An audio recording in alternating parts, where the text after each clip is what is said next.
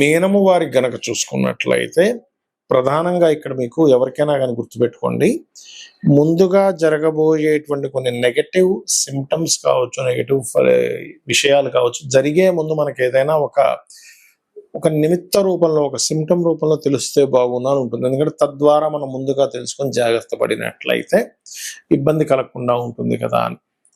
మరి ఈ మీనము వారికి ఎటువంటి సింప్టమ్స్ వస్తాయి, ఎటువంటి విషయాల్లో జాగ్రత్తగా ఉండాలి? ముందే మీకు ఇప్పుడు కాస్త ఏలినాటి శని కూడా నడుస్తుంది. ఏలినాటి శని ప్రభావం కూడా కొంత ఉంటుంది. అంటే దానివల్ల ఏమీ లేదు, కొంచెం లేట్ ఆలస్యం అవుతూ ఉంటుంది. మీకు పూర్వజన్మ కర్మకారకుడు శని మీ జాతకానికి చెప్పాలంటే, కాబట్టి పూర్వజన్మ కర్మకారకుడు శని అవుతాడు. కాబట్టి ఈ విషయాల్లో ఇటువంటి సింప్టమ్స్ లో మూమెంట్ ఇస్తూ ఉంటుంది. అయితే మీ యొక్క మీన లగ్నము లేదా రాశి వారికి ఎటువంటి సింప్టమ్స్, ఎటువంటి స్వప్న రూపంలో మీకు చూపిస్తూ ఉంటుంది అనేటువంటి అంశాలు చెప్తుంది నేనైనప్పటికీ చెప్పిస్తుంది సాక్షాత్ లలిత అమ్మవారిగా భావిస్తూ, ఆ లలితాంబిక అమ్మవారి యొక్క అనుగ్రహం మీకు పరిపూర్ణంగా కలగాలని మనస్ఫూర్తిగా కోరుకుంటూ, ఇక్కడ గమనించినట్లయితే ముఖ్యంగా పాడుబడినటువంటి గృహాలు స్వప్నంలోకి రావడం, అదేవిధంగా బాగా ఏజ్డ్ పర్సన్స్తో కొన్ని మిస్అండర్స్టాండింగ్స్ కావచ్చు, కొన్ని వాళ్ళతో పడేటువంటి కొన్ని ఇబ్బందులు లైవ్గా స్వప్నంలో రావచ్చు. బాగా ఏజ్డ్ పర్సన్స్ వల్ల మీరు ఇబ్బంది పడుతున్నట్టు, లేకపోతే పాతగా అయినటువంటి వస్తువుల వల్ల, ఇటువంటి వాటి వల్ల వస్తూ ఉంటుంది గుర్తుపెట్టుకోండి ఎక్కువగా.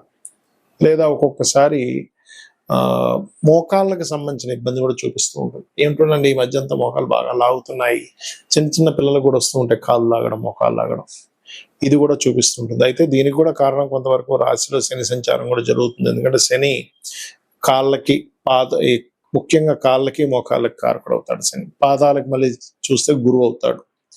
కాబట్టి ఈ సిమ్టమ్స్ అనేవి కనబడుతూ ఉంటాయి.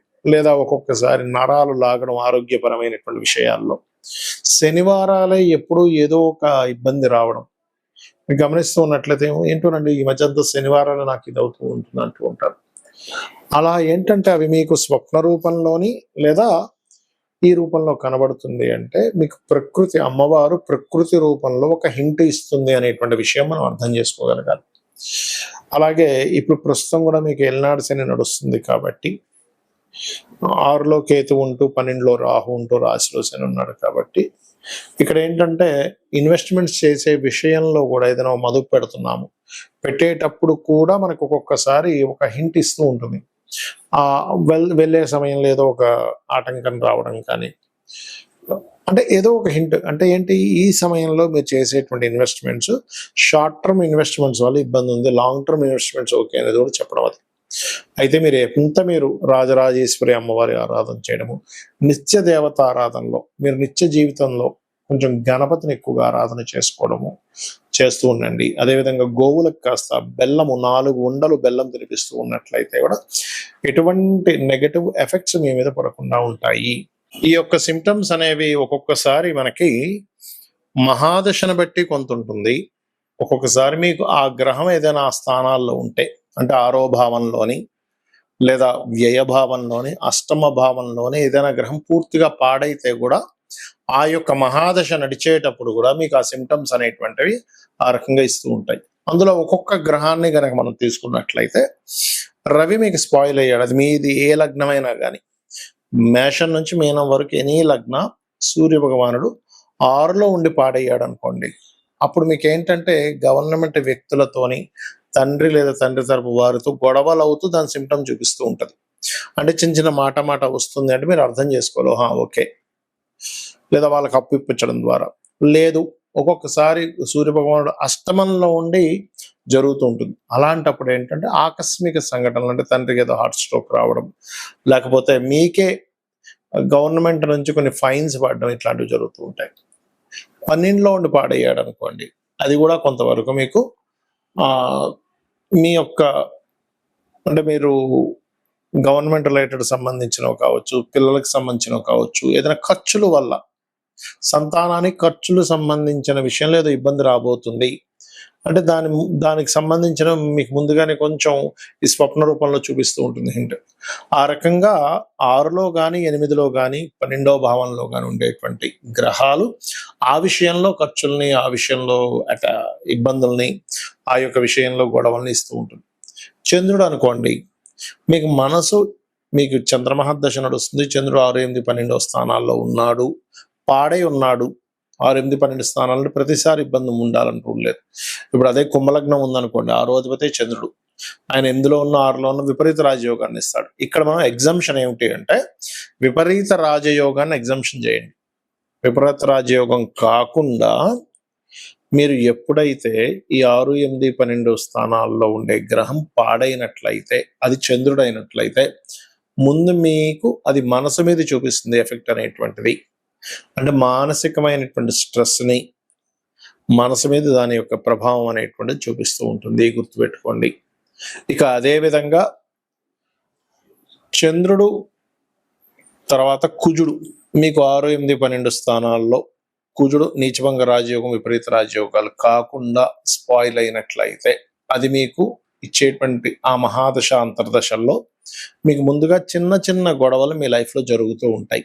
అది వాహనం మీద వెళ్ళేటప్పుడు వెనక నుంచి ఒకడు వస్తాడు, నువ్వు ఎలా నడుపుతున్నావు అంటాడు, లేకపోతే ఏదో ఒకటి భూమి కొనడానికి వెళ్ళాం, లేకపోతే ఇంట్లో వాళ్ళతో చిన్న చిన్న విషయాలనే పెద్ద గొడవలు అవ్వడం జరుగుతూ ఉన్నాయంటే మీకు నడుస్తున్న కుజమహర్దశ సంథింగ్ గోయింగ్ రాంగ్ అని మీరు అర్థం చేసుకోవాలి.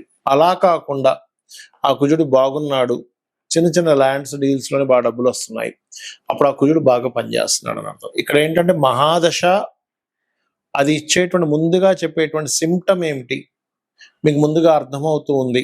ఓకే, ఇలా జరుగుతుంది కాబట్టి నాకు ఇలా జరగనున్నాయి, ఇలాంటివి వస్తున్నాయి. అందుకే చూడండి, ఎవరికైనా రాహుకేతులు మహాదశలు నడిచేటప్పుడు ఎక్కువగా వాళ్ళకి సర్పాలు కనబడడం, సర్పాలు స్వప్నంలోకి రావడం జరుగుతూ ఉంటుంది. అది మంచిగా ఉన్నాయనుకోండి రాహుకేతులు, వాళ్ళకి పాజిటివ్గా ఇస్తూ ఉంటుంది ఆ రిజల్ట్స్.